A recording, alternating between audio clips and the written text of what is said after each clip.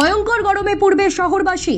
ফেব্রুয়ারির শেষেই ছ্যাঁকা দেবে গরম। মার্চে 40 ডিগ্রি পেরোতে পারে পারদ। কলকাতার তাপমাত্রা কত ডিগ্রিতে থাকবে শুনলে ভয় পেয়ে যেতে পারেন। তাপমাত্রার খামখেয়ালিতে নাজেহাল বঙ্গবাসী। তার উপর মাঘ মাস পড়তে না পড়তেই সোয়েটার অথবা চাদর তুলে রাখতে হবে কিনা তা নিয়ে দ্বন্দ্ব তৈরি হয়েছে।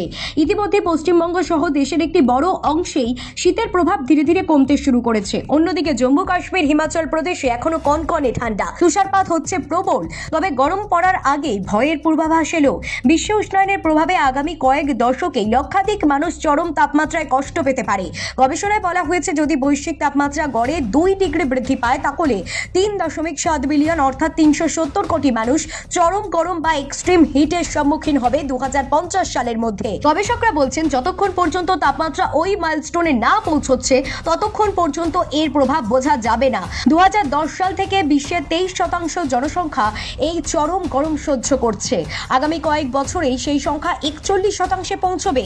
অক্সফোর্ড গবেষকদের মতে সেন্ট্রাল আফ্রিকান রিপাবলিক, নাইজেরিয়া, দক্ষিণ সুদান, লাওস ও ব্রাজিলের মতো দেশে তাপমাত্রা ব্যাপক হারে বাড়তে পারে।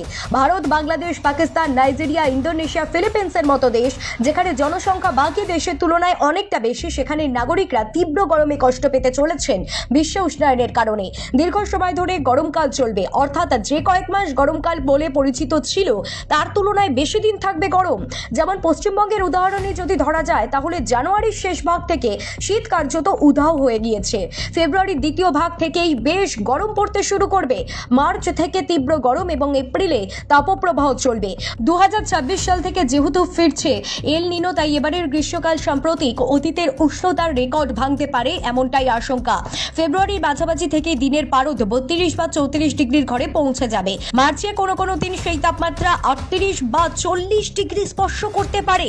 আগামী কয়েক বছরের মধ্যে লক্ষ লক্ষ বাড়িতে এয়ার কন্ডিশনারের দরকার পড়তে পারে।